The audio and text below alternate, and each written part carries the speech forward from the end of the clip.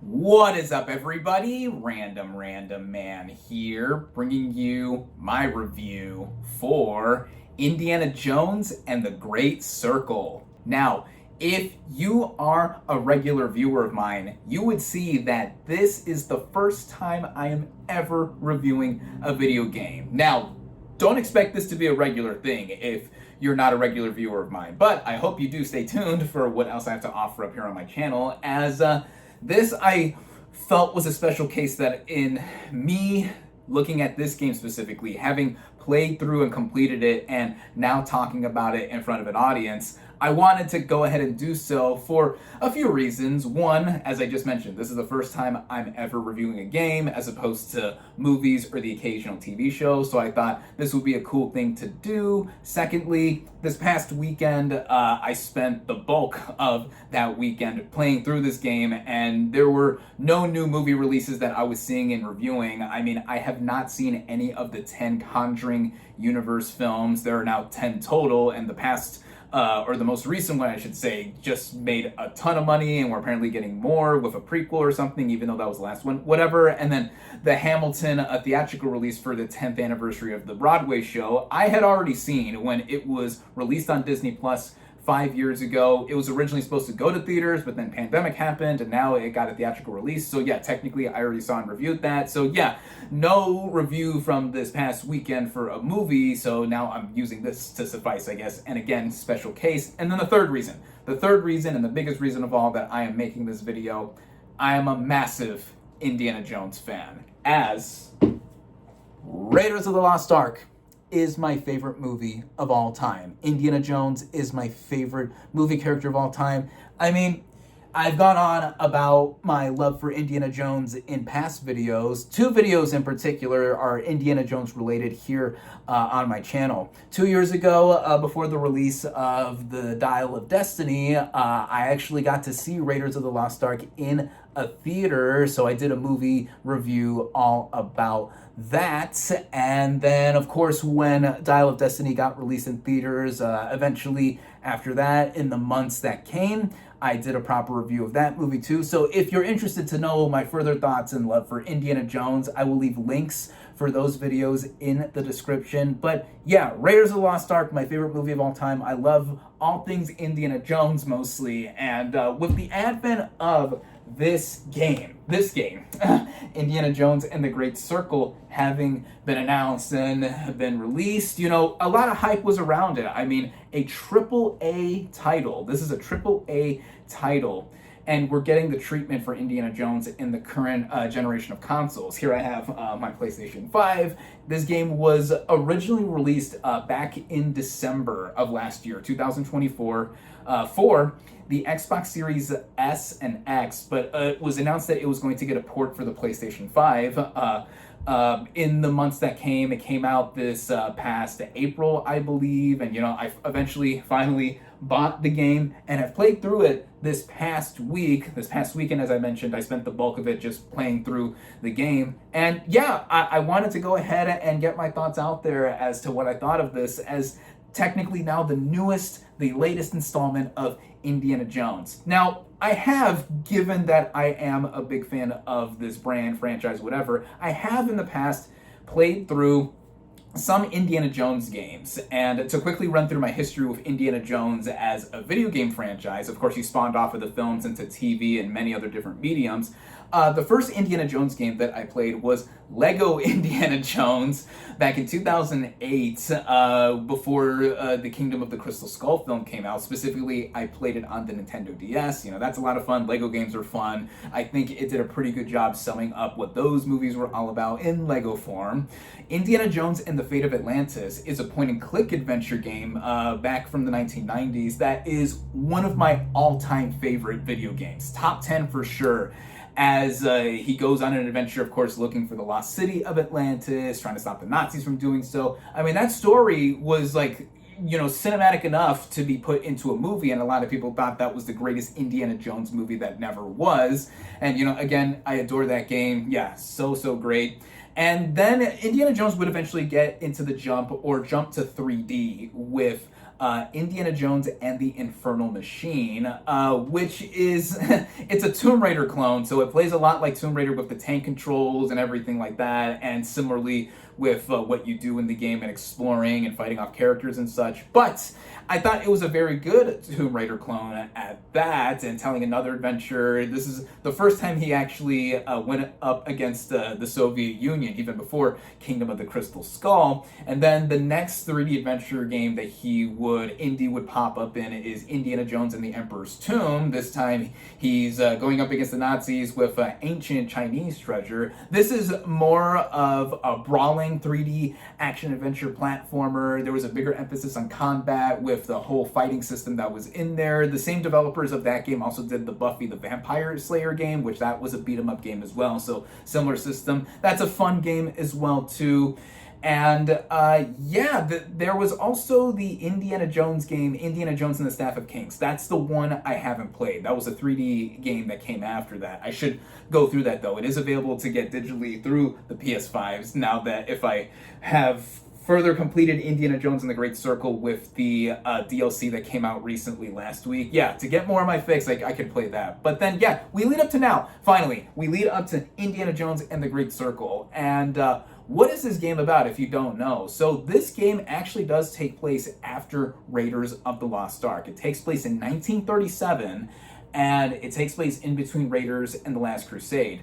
Indiana Jones is basically out to stop various groups, mainly the Axis powers, because this takes place right before World War II, but of course they were rising in power. He goes up against not just Nazi Germany, but he also goes up against Fascist Italy and Imperial Japan to stop them from harnessing the power of the titular Great Circle, with various locations and sites also linked to mysterious stones, as if you see all these sites on the map of the globe or the Earth, when linked together, they make a perfect circle. And yeah, Jones is trying to stop them from harnessing the power of the perfect circle. And he goes on another globe-trotting adventure, basically. And now this is a game. You know, I've gone on about the backstory of my history of the Indiana Jones games and other stuff. Let's just get into me actually talking about the game here. So the game actually does begin with the opening scene of Raiders of the Lost Ark. So as a tutorial of sorts, you get to play as Indy. Of course, you're playing as Indy the whole time, and you're playing through the opening scene of Raiders, basically shot for shot. Really impressive how it was recreated here as a means to get used to the gameplay here. And what the gameplay for the Great Circle amounts to is that you play as Indy in a first-person perspective, with it occasionally switching to third-person if you're doing certain actions, like if you're swinging around on the whip, climbing with the whip, or interacting with certain objects or the environment, that kind of thing. At first, I was a bit thrown off and maybe even a bit skeptical as to why this game was in first person instead of third person. But then I thought to myself, you know, before I actually got my hands on this game, this set itself apart. This would set itself apart from other 3D action adventure games before it, and, you know, stuff technically that was inspired by Indy after it. I mean, I mentioned Tomb Raider earlier in that the Infernal Machine is a Tomb Raider clone. And then also Uncharted. It would set itself apart from Uncharted. But of course, Lara Croft and Nathan Drake take inspiration from Dr. Jones himself. So now, playing in the first person, you actually get to feel like you are Dr. Jones. And yeah, as I mentioned, the opening scene of this game takes place in the opening scene of Raiders of the Lost Ark, and complete with you stealing that golden idol in the temple and even the boulder chasing after you. But it's revealed to be a nightmare sequence or a dream sequence, as Jones then wakes up in Barnet College where he teaches, and he comes across an intruder stealing an object from their museum, and it's a big hulking giant who is speaking in Latin, and he's played by Tony Todd. And before I mention him, I should mention who plays Indiana Jones here. In motion capture and in voice acting, he is played by Troy Baker. Harrison Ford, Indy himself, did provide his likeness to be used to have Indiana Jones be portrayed in the game. But Troy Baker, legendary voice actor. Of course, he's Joel in The Last of Us. He's one of the few actors to ever play Batman and the Joker, and among other roles. He plays Indy here, and he does a great impression of Ford doing Indy, sometimes it didn't even come off as an impression. I mean, I really felt like I was listening to Ford. And then I just mentioned Tony Todd, the late, great Tony Todd, I should mention. Sadly, this is one of his final performances he ever gave, whether it was in film, video games, whatever medium. He passed away the month before the game came out originally last year. And yeah, he plays this big hulking guy who is after an artifact to go ahead and link the Great Circle. And you get to see more of what his motivations are later on and such, but he's great. All the respect to him. Of course, he was legendary for playing Candyman, and seeing him here in this kind of role, it's fitting. It's fitting for what he's doing as being this figure to what is the greater purpose and link to the greater circle, or the Great Circle, I should say, with that. And then another notable member of the cast is Alessandra Mastronardi, who plays Gina, a reporter you eventually run into pretty early on in the game, who eventually teams up and joins up with you on this adventure. With the catacombs and all these different places within this locale. Then you go and jump to Giza. You also are briefly thrown into the Japanese occupation of Shanghai, China. And before that, you're also in the Himalayas, the snow-laden Himalayas. And then afterward, you are in the Kingdom of Siam, or what is known as modern-day Thailand, and then eventually Iraq. So clearly, as what you are probably taking into me explaining what this game is about and all the locales you go into. Yeah, as I said, this is like a plot out of an Indiana Jones movie. Just globetrotting adventures that he has gone through are very similar to what this one has now been presented us with. And of course, classic Indiana Jones also involves us fighting Nazis. And the lead Nazi you're fighting off against is the archaeologist Voss, who, he hams it up on screen a lot, and just like being this cackling villain, but also having a lot of the intellect. That's a big thing too. The intellect going up against Jones in many instances, even though, of course, he's trying to use all this for evil. You also, again, face off against the fascists of Italy and very briefly Imperial Japan when you do get to that Shanghai sequence. And yeah, all that coming together, this is just a massive adventure now put in a game. And I give like grade A points just to what was done here to really get us feeling like we're in an Indiana Jones adventure. And then speaking further on that, let's get into the gameplay actually. So as I mentioned, this game is told or played in a first person perspective, and it amounts to different things that you're doing here. You're platforming, you're puzzle solving, getting into hand-to-hand combat, and then occasionally shootouts as well too, depending on the situation. Now, for a lot of the game, you are exploring these various locales, and depending on the scenario or the location you're dropped into as you go through the story, these locales are quite massive. They are expansive. This isn't a completely linear game in the sense that you have to go from point A to point B. There are various side quests you can also do with this game, and depending on the location you're doing it with, you can unlock various secrets or other unlockables that will help you in the long run. And that's also one thing to mention too, because when you're playing as Indy, you're really getting into the immersion, feeling like you are Indiana Jones himself, like you're playing as Dr. Jones, as you have to watch out for his stamina when you're exploring. He's using the whip and just running around and stuff. You gotta wait to get your stamina replenished if you just exert yourself too much. And then same thing with fighting and everything else like that. You got to watch his health meter. You got to eat food to keep your stamina up, find bandages or other medicine everywhere to really heal yourself up. There's some regenerative healing in the game, but mostly, yeah, you do have to watch Indy's vitals here. And that really got me more into playing the game and just seeing like, oh, what am I doing, and what could possibly be realistically put in this situation, as realistic as an Indiana Jones movie would be, but in the case of you actually playing it. And then speaking of the combat, so you can actually circumvent the game by not even fighting anyone for the most part. Like when you're sneaking around, there are stealth sequences, or there are areas where there are enemies crawling around and you have to get past them or to get something and then get out of there or whatever. You can go through and just stealthily take out different enemies if you would like. And I think that's awesome because I wanted to, when I was playing this game, from what I saw initially, circumvent or avoid all combat all together. Only when I had to, like if you're in a boss fight, for example, with various characters, you do have to put those fisticuffs up and you have to go through with the combat system. All of it is very intuitive and very good. I mean, I kind of suck at these kind of brawling or fighting games. So you would see that, you know, with the controller, you control the fists with the triggers, and I'm like, and dodging with X or this lower face button, and it's like, you know, it still got me into the game, you know, but I did lose one too many fights where I was getting a little frustrated at points, but mainly it was me not wanting to really get in with the combat system or anything like that. But, you know, it's still well made. It's still well put together and put up like that. I mean, everything is mapped out onto the controller, is well mapped out, and you controlling Indiana Jones, you feel like you're in control of him, and it's getting into the whole thing of just playing the game, because again, you really feel like you're playing an Indiana Jones adventure.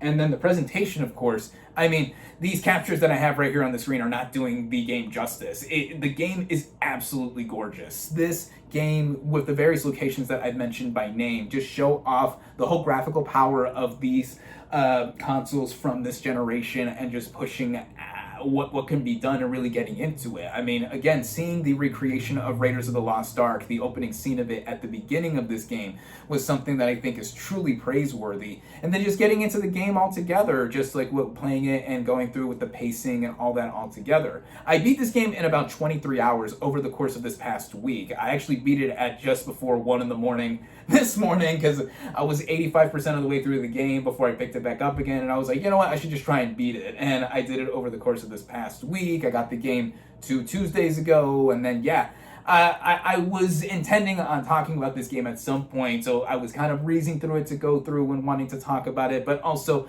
I really was enjoying my time in playing this game. The puzzles I thought were really smart and very clever at points. You know, I'm not necessarily the kind of person that will look up a walkthrough or like a solution for an answer if I'm stumped, but I think that the puzzles were challenging enough to where I didn't need to resort to, you know, looking up hints or seeing whatever else could help me in solving the puzzles here. The platforming's great, using the whip. I mean, using the whip to fight off enemies, and also just going through and climbing and swinging and just going through and feeling like you are Jones. That's just great altogether.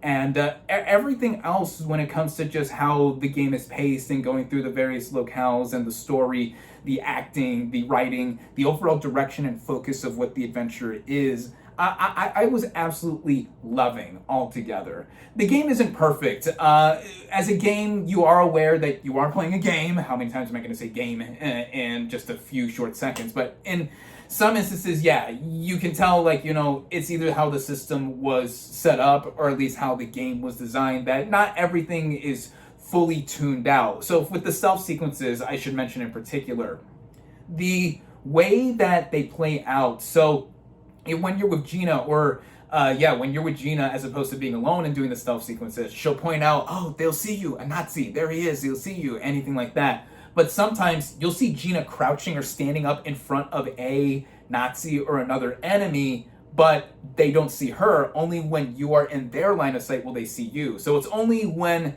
they see you, they will then see her. So it's not completely perfect when it comes to that. And it's like, okay, that breaks a bit of the immersion factor. But other games that are not completely stealth-based have done this too. Last year, I played through The Last of Us Part 2 Remastered, and similar deal there with you being the main character and you having a buddy or partner with you. If they see them, but they don't see you, you know, then the stealth is not broken. Only when they see you, the player, it is broken. But okay, I can get past that, you know, not that big of a deal. But it's mostly great to have you see yourself, like, get through certain situations. There are shooting segments, whether you're in a vehicle that has a machine gun, or you can pick up various weapons like guns that are not your own revolver like Indy has if you want to shoot, but ammo is scarce, so that's good to keep the challenge up a bit, because also you have to rely on your fisticuffs, or if you want to get around fighting them all together, like I was mostly, you would just knock them out with objects or the environment and your own self.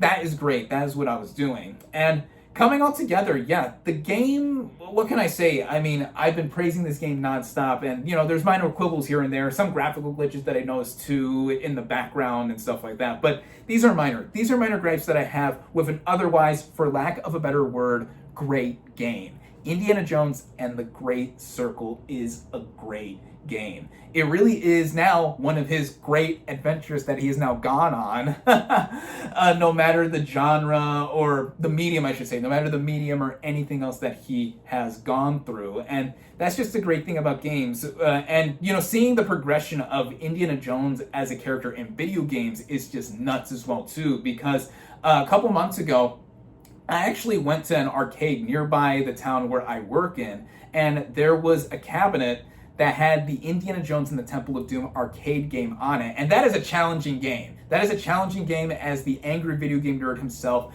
even put it when playing the NES port of it. And speaking of the angry video game nerd, that same day, the reason I was there at that arcade was to meet the angry video game nerd. Yes, James Rolfe himself, killing time before meeting him that day, going around the arcade playing that Indiana Jones cabinet and other games as well too, meeting new people. I mean, yeah, that was a great day. I mean, the Indiana Jones games and films and stuff mean a lot to me, but also James Rolfe means a lot to me as well too, and being one of the first YouTubers I really was following and subscribed to everything, watching his videos for years. I mean, he was so gracious, he was so nice. Yeah, thank you, James, again for your time here. And yeah, I got a funny photo out of it too. I mean, look at me attempting the nerd frown.